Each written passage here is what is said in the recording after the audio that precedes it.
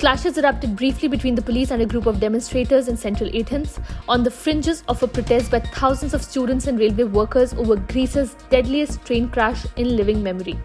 A small group of protesters hurled petrol bombs at police, who responded with tear gas and hand grenades before dispersing to the nearby streets. At least 57 people were killed and dozens were injured when a passenger train with more than 350 people on board collided with a freight train on the same track in central Greece. After protests over the past week across the country, some 10,000 students, railway workers and groups affiliated with leftist parties gathered in an Athens square to express sympathy for the lives lost and to demand better safety standards on the rail network. That crime won't be forgotten, protesters shouted as they released black balloons into the sky. A placard read, "Their policies cost human lives." The train travelling from Athens to the northern city of Thessaloniki was packed with university students returning after a long holiday weekend. The disaster has triggered an outpouring of anger as well as sharp focus on safety standards. Since November last year, thousands of Iranian students, the majority being girls, have been attacked with toxic gas in school in cities like Qom and Tehran, with at least one girl allegedly having died as a result. Activists say that the poisonous attacks have been deliberately carried out by hardline religious groups opposed to girls' education in an attempt to force schools to shut. BBC research suggests that at least 830 students had been victims of the poisonous attacks, while a member of parliament in Qom put the figure at 1,200 in Qom and Borujd alone. Students in at least 26 schools across 5 cities have become targets, according to local media and the activists. The attacks follow months-long mass protests against the clerical Iranian regime led by Iranian women and girls that erupted after the death of 22-year-old Mahsa Amini, who died in the custody of the morality police over improper hijab. A boat carrying migrants from Turkey to Europe crashed against rocks near the coast of southern Italy. According to the Italian Coast Guard and police, at least 59 migrants, including 12 children, died and dozens more are feared to be missing. The shipwreck took place near Steccato di Cutro, a seaside resort on the eastern coast of Calabria, the region that forms the tip of Italy's boot. The vessel broke apart while trying to land near the coastal town of Crotone in the Calabria region. The Coast Guard said that 80 people had been found alive, including some who managed to reach the shore after the sinking.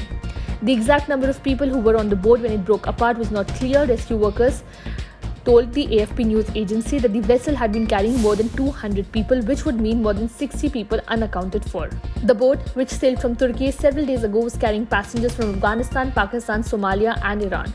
The vessel reportedly sank after it crashed against the rocks during rough weather, sparking a large search and rescue operation on land and at sea.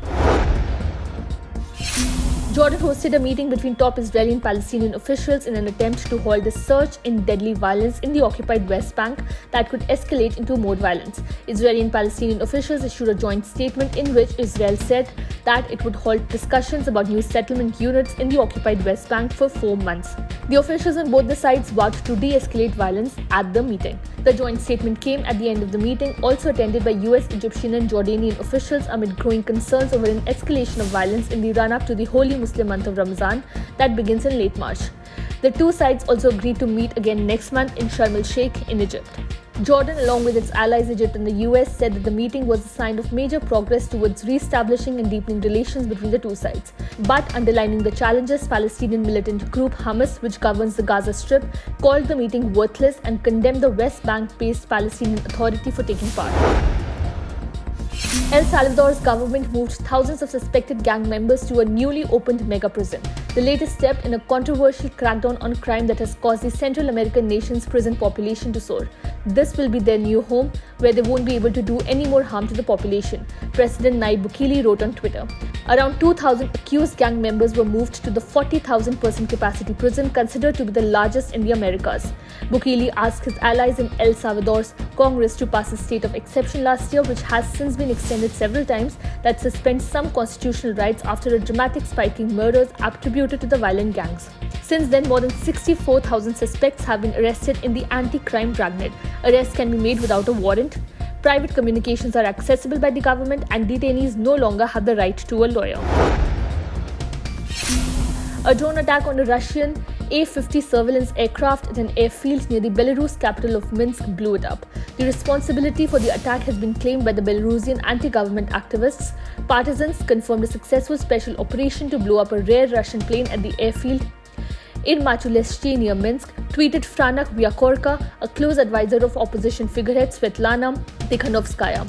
This is the most successful diversion since the beginning of 2022, he added. The two Belarusians who carried out the operation had used drones, adding that they had already left the country and were safe. Alexander Azarov, leader of Belarusian anti-government organization Bipol, confirmed the same on the organization's Telegram messaging app and on Poland-based Belsat news channel. Those were drones. The participants of the operation are Belarusian, he was quoted as saying.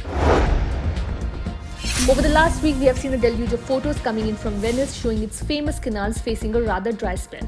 Boats in the famous gondolas are shown to remain stranded on piles of sand, lying tilted in small pools of muddy water. These canals, zigzagging across the northeastern Italian cities, serve as a means of navigation for its plethora of water taxis, gondolas, and ambulances. They are also one of the main reasons why thousands of tourists flock to the city, known for its rich cultural heritage. With sea levels rising all over the world due to the effects of global warming, one would expect the canals to be filled to the brim with water, but the opposite seems to be happening. The answer to this lies in several phenomena taking place simultaneously. Taiwan's defense ministry has observed 19 Chinese Air Force combat planes entering the island's air defense zone in the past 24 hours, part of what Taipei calls regular harassment by Beijing. Taiwan's defense ministry said that the 19 Chinese J-10 fighters had flown into the southwestern corner of the island's Air Defense Identification Zone, or ADIZ, though they remained closer to China's coast than Taiwan's, according to a map the ministry released of the air incursion. The Taiwanese military monitored the situation and ordered the Air Force to scramble fighter planes, prepared to dispatch ships, and activated coastal missile defense system in response. The ministry said 6 other Chinese Air Force planes and 3 Chinese Navy vessels were also detected, but they did not enter Taiwan's ADIZ. Elon Musk is no longer the world's richest person again. After taking over his number one spot on world's richest people list from French billionaire Bernard Arnault, 2 days back, the Twitter owner and Tesla CEO has again lost his reign and came back to number 2 spot after taking over his number 1 spot on world's richest people list from French billionaire Bernard Arnault. The Twitter owner and Tesla CEO has once again lost his reign and came back to number 2 spot after losing nearly $2 billion in a day. Earlier this week, Elon Musk reclaimed his title of being the world's richest person as Tesla stock prices surged and his personal net worth reached an estimated $187.1 billion. However, according to Fortune, the shares of Tesla fell by more than 5%, which made Musk lose nearly $1.91 billion of his net worth in a single day. Bloomberg's billionaire index reveals that Elon Musk's total fortune as of March 3rd was USD 176 billion. With this fall of Musk, French billionaire Bernard Arnault, CEO of the French luxury brand Louis Vuitton, again came up to the spot and is currently ruling the wealth pyramid with a total net worth of $187 billion. A deadly fire broke out at a fuel storage station operated by Indonesia's state energy company Pertamina in the capital Jakarta on Friday. The accident reportedly took 17 lives, an official at the city's main firefighting unit said. The fire reportedly started at 8 p.m. The footage released online showed the nearby residents in the densely populated areas panicking as some fled with their belongings as the fire burnt some houses. Shortly after the fire started, explosions could be heard in the footage shared on social media.